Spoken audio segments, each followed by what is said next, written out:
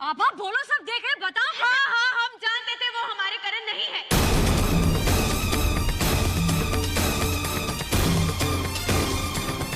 और उसके बावजूद इतने दिन एक ही कमरे में हम उनके साथ रहे।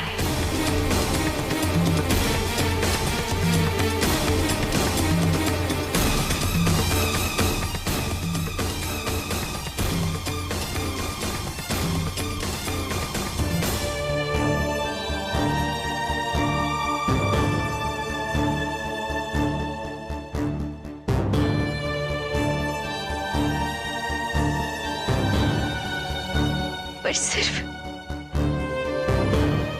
अपने परिवार के लिए।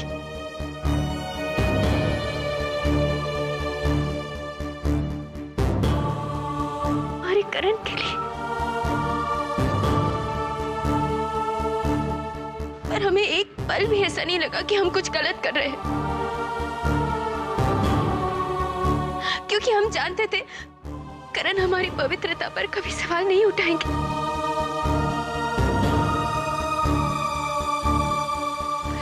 जानते थे करण कभी वापस ही नहीं आएंगे।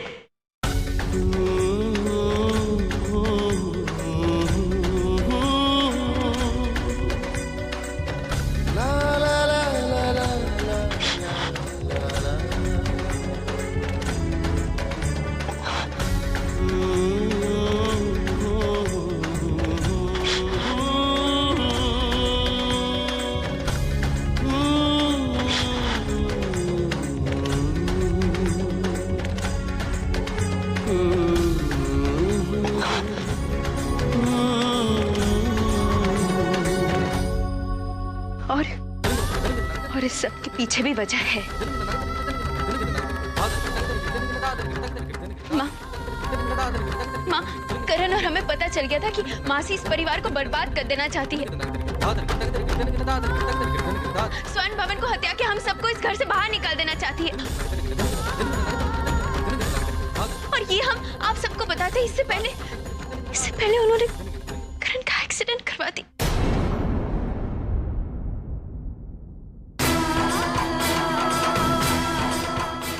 हमसे आखिरी बार बात की तो वो बार-बार सिर्फ एक ही बात दोहरा रहे थे। हमें माँ और स्वर्ण भवन को बचाना होगा।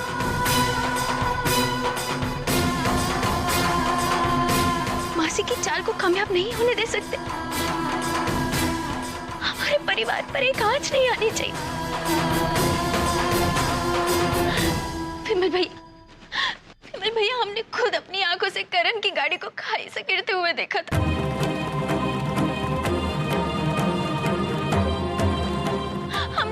ढूंढने की भी कोशिश की, पर हम नाकामयाब रहे। और फिर अचानक हमारे सामने सिद्धार्थ जी आ गए।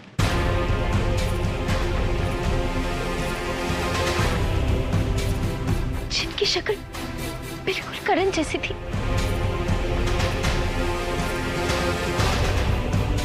एक बार तो हम भी धोखा खा गए थे, पर फिर हमें पता चला वो कोई एक्टर है।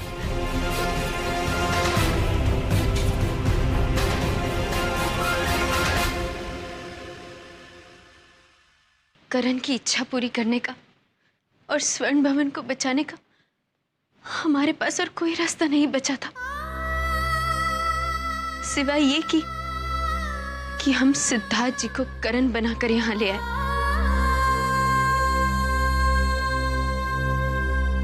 ताकि मासी का पर्दाफाश हो सके, और हमने यही किया। हमारा यकीन मानिए, सिद्धार्थ जी ने हमारी बहुत मदद की है। उन्हीं की वजह से मासी आज घर के बाहर है।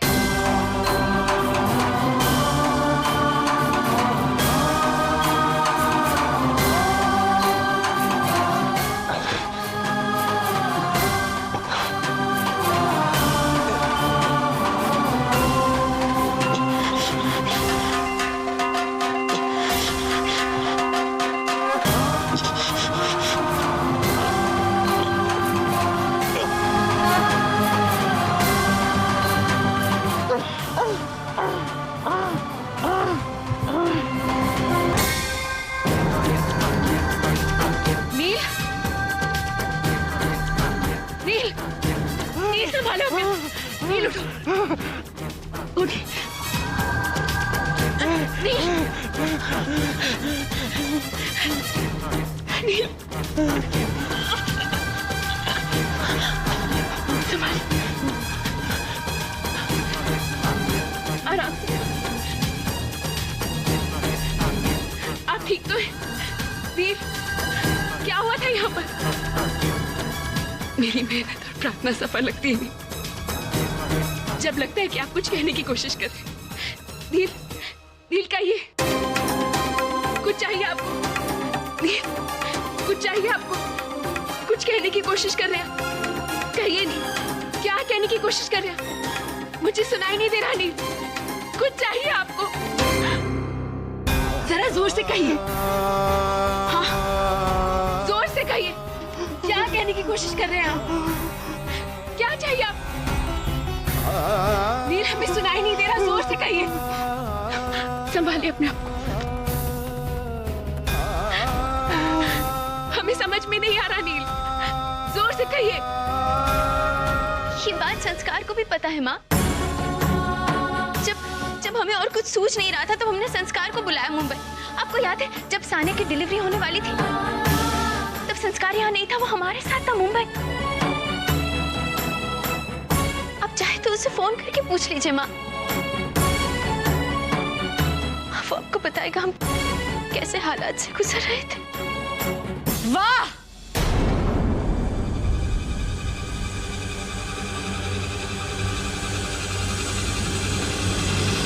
तुम गवाही भी किसकी बात की दे रही हो?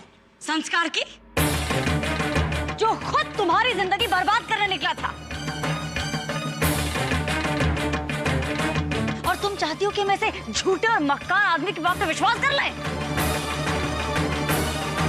खैर छोड़ो, उसको जाने दो, उसने कुछ भी किया, उससे हमें क्या लेना देना। लेकिन तुम्हें तो सब अपनी लाडली मानते हैं, इतना प्यार करते हैं तुमसे, उसके बावजूद तुमने सारे परिवार को धोखा दिया, और वो भी ऐसे।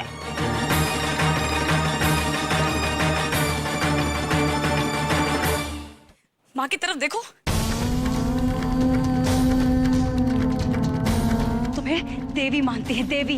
पापा और माँ तुम्हें दोनों देवी मानते हैं, और तुम उनकी पीठ पीछे ये सब करती रही आबा।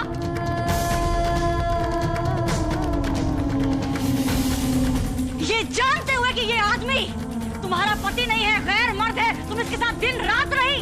क्यों धोखा दिया सबको? हम सब रणछोड़ को गलत कह रहे थे। अरे उसको तो पता भी नहीं था कि ये परिवार उसका है, लेकिन तुम्हें तो सब कुछ मालूम था ना, उसके बाद भी तुमने सबका दिल तोड़ दिया।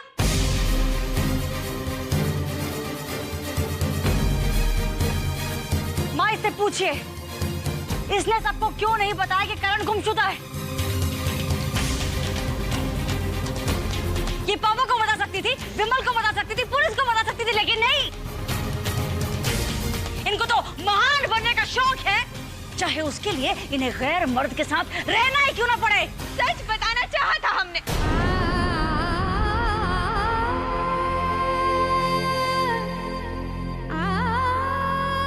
सच बताना चाहा था माँ, पर उन दिनों पापा की तबीयत बहुत खराब थी और हमें डर लग रहा था सच सुनकर उन्हें कहीं कुछ हो ना जाए, इसीलिए हमने। बस साबा,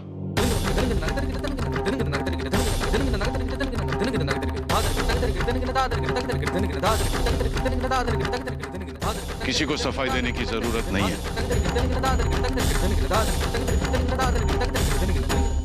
इतने गंदे और ओछे इल्जाम लगाने से पहले सोच तो लिया करो शैली। जिसके बारे में तुम बात कर रही हो हमारे बेटे करण की पत्नी है, और दूसरी तरफ हमारा बेटा रणछोड़। जो भी बोलो मर्यादा में रह के बोलो। हाँ ठीक है पापा, बिल्कुल ठीक है। गलत तो मैं ही हूं ना, मैं ही गलत हूं जो आभा को सच बोलने के लिए कहा, वो भी इतना घिनौना सच।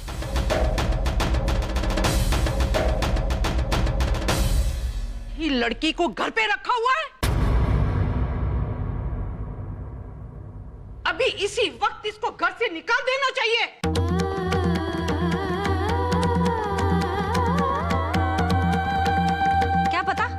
ये बच्चा करण का है भी या नहीं? बंद करिए अपनी ये बकवास। और हमें आप सबको कोई सफाई देने की जरूरत नहीं, समझे? हमारे भगवान जानते हैं कि हम बिल्कुल सच्चे हैं। करण को हम पर पूरा विश्वास था, इसलिए तो उन्होंने सिद्धार्थ जी को हमारी और हमारे परिवार की देखभाल करने के लिए यहाँ भेजा।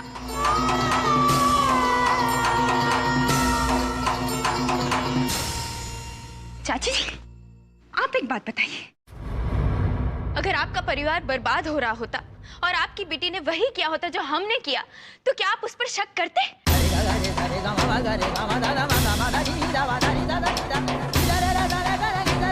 औरत और मर्द के बीच में सिर्फ एक ही रिश्ता हो सकता है क्या? अपनी सास को बचाना, अपने परिवार को बचाना अगर गुनाह है तो ठीक है, गुनाह किया है हमने।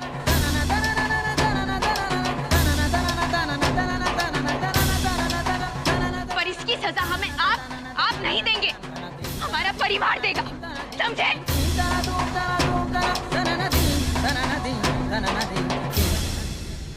वाह वाह, ये बड़े बुजुर्ग हैं, सांत्वना देने आए हैं। इसने पलट के जवाब दे दिया तो बोलती बंद हो गई चाची।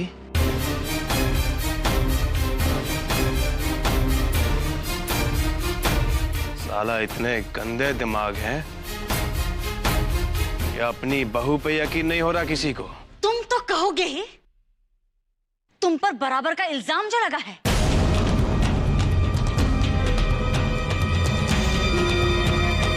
चोर चोर मौसेरे भाई।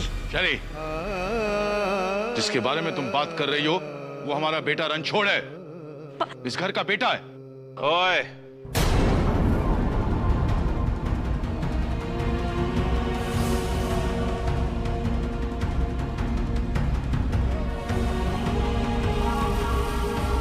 ये बाप बेटे का ड्रामा मत चालू करना, क्योंकि बेटे का हक तो मुझे मिला नहीं, तो बाप का हक तो तुझे दूंगा नहीं, और ना ही मैं इस घर का बेटा बनना चाहता हूं।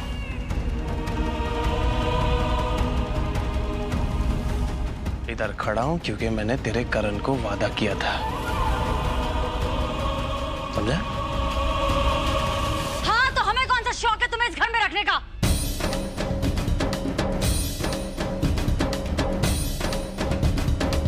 और तुम्हें यहाँ पर रखने का भी कोई शौक नहीं है हमें।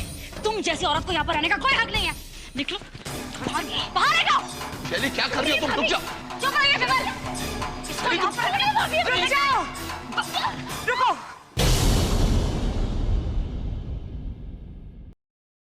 किसी ने मेरी बहू की तरफ आंख उठाकर देखा भी अब तो अच्छा नहीं होगा। उठ बेटा।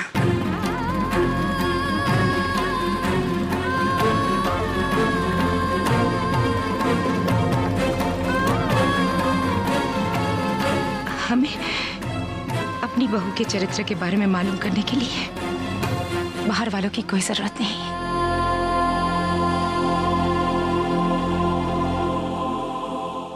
और आप? हमें लगा था आप हमारी बहू को सांत्वना देने आई हैं। हमें आपकी सांत्वना मिल गई है। अब आप चले जाइए यहाँ से। चाहिए? सुना नहीं आप लोगों ने? क्या कहा मां ने? निकल चाहिए यहां से।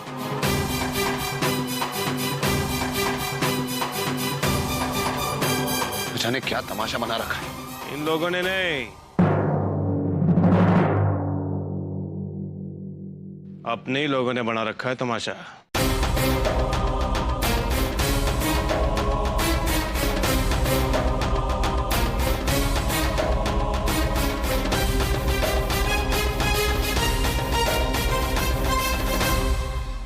कहने को तो मैं बहुत कुछ कह सकता हूं शैली भाभी,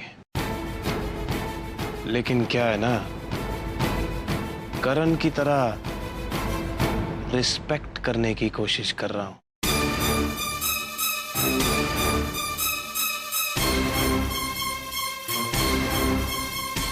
एक बात सुन लो तुम सब लोग,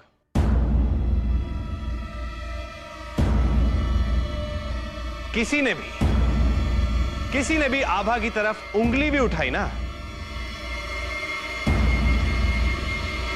तो मैं अपनी असली औकात पे आ जाऊंगा। बहुत भारी पड़ता हूं, समझ गए ना आप चाची जी? क्या अगर नहीं समझे हो ना, क्या अगर दोबारा समझाना हो तो मैं रीटेक में बहुत अच्छा हूं।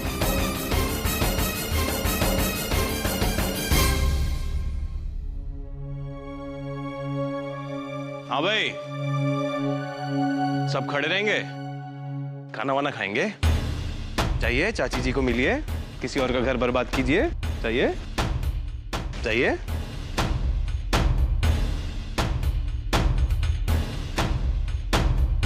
सही कह रहा है रणछोड़, मैं इसकी बात से सहमत हूं। आभा के खिलाफ मैं भी कुछ बर्दाश्त नहीं करूंगा।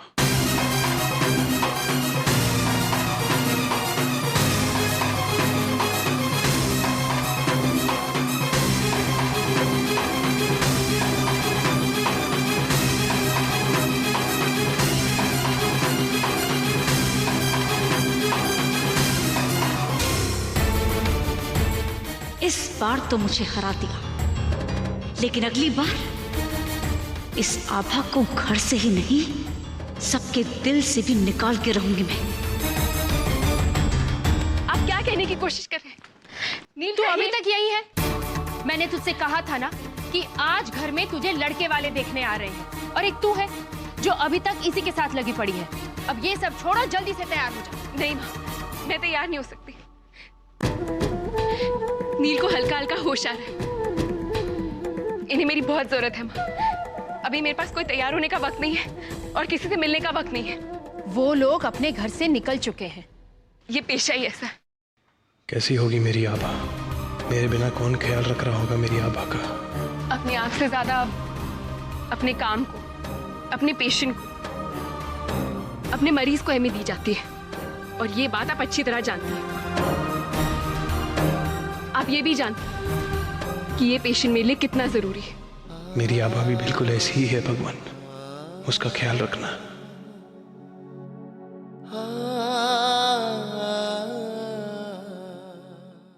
मैं तेरी माँ हूं बेटा।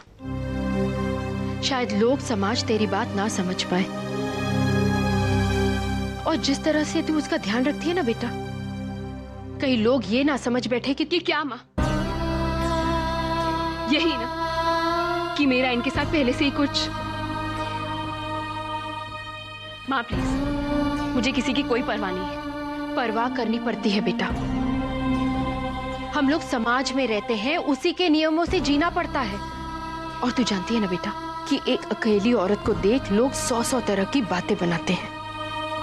माँ, नए रिश्तों में बनने के लिए, समाज के नियमों को निभाने के लिए मैं वो कसम नहीं भूल सकती जो मैंने डॉक्टर बनते वक्त ली है। माँ, नील को मेरी बहुत जरूरत है। मैं किसी से नहीं मिलूंगी बस।